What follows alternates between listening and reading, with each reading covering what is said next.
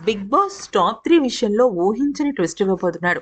సాధారణంగా అంటే సీజన్ 4 నుంచి సీజన్ 4, 5, 6, 7 4 సీజన్‌లో ఏకధాటిగా మొదటిగా టాప్ 5 నుంచి టాప్ 3 కంటెస్టెంట్స్‌ని ఎలిమినేట్ చేసి కేవలం టాప్ 2 మాత్రమే బిగ్ బాస్ హౌస్‌లో పెట్టి సండే షూటింగ్ జరుగుతుంది. అంటే సాటర్‌డే షూటింగ్ కొంత జరుగుతుంది. సండే షూటింగ్ కొంత జరుగుతుంది. కానీ ఈసారి కేవలం అవినాష్ ప్రేరణని మాత్రమే ఎలిమినేట్ చేసి నబీల్, నిఖిల్ అలాగే గౌతమ్‌లను బిగ్ బాస్ హౌస్‌లోనే ఉంచేశారు.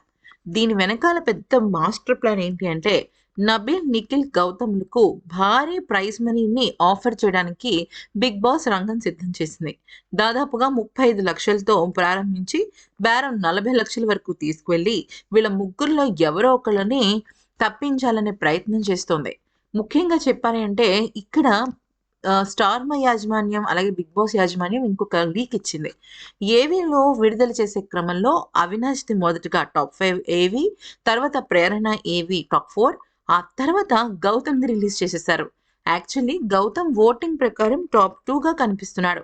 కానీ ఓటింగ్ కాకుండా నబీల్‌ని టాప్ 2గా, నిఖిల్‌ని టాప్ 1గా చూపించడంతో ఒక్కసారిగా చూస్తున్న జనాలకి టాప్ 1 నిఖిల్ కరెక్టే. టాప్ 2 నబీలా, గౌతమ అనే విషయం పైన పూర్తిగా సంసిగ్ధత ఏర్పడింది. అయితే top 1 and 2 Nikhil and Nabeel అన్న వార్తలు కూడా వినిపిస్తున్నాయి. నబీల్‌కి గనక భారీ ప్రైజ్ మనీ ఆఫర్ చేస్తే అప్పుడు నిఖిల్ అలాగే గౌతమ్ రేస్‌లో ఉంటారు.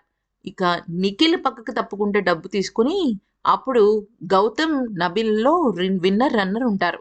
గౌతమ్ తీసుకుంటే నిఖిల్, నబీల్ ఉంటారనమాట అలా.